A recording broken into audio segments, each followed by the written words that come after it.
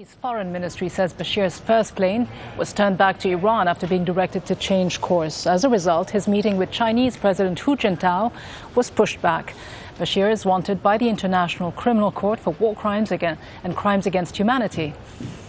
China and Sudan have deep trade and investment ties. Sudan is China's third biggest African trading partner behind Angola and South Africa. Total imports and exports stood at nearly $6.4 billion in 2009. Oil is a major part of that relationship. China is the largest buyer of Sudanese oil. Sudan is sub-Saharan Africa's third largest oil producer, with more than 80% of known reserves in the south. More than 10,000 Chinese people work in Sudan. They're heavily involved in infrastructure projects. Rights groups say Sudan is a major recipient of Chinese arms and ammunition, despite a UN embargo on weapons transfers to the Darfur region. But China has defended its arms trade policies, saying they're prudent and responsible.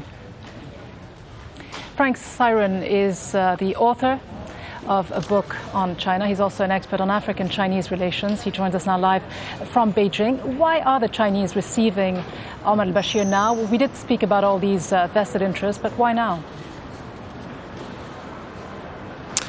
But I think, first of all, they are interested to secure their investments, and they have the impression that they can talk to al-Bashir and probably convince him to behave in a way that in northern and south Sudan will be more stability than it is now.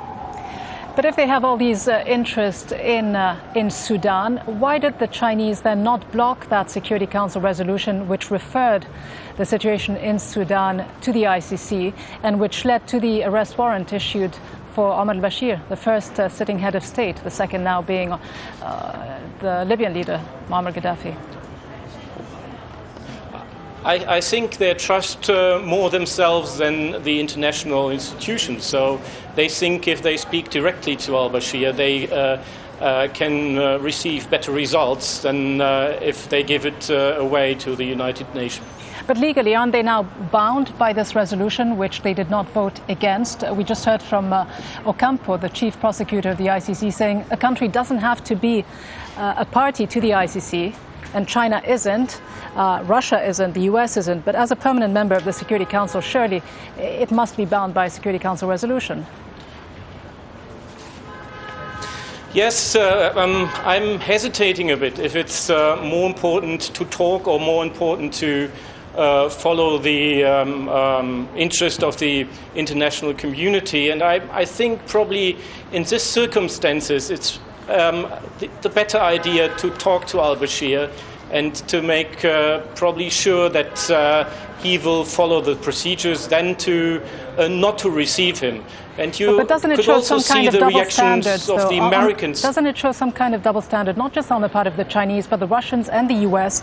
They're not parties to the ICC, yet they refer all these other countries to the International Criminal Court, knowing full well that the indictment of a sitting head of state would make a political solution even harder.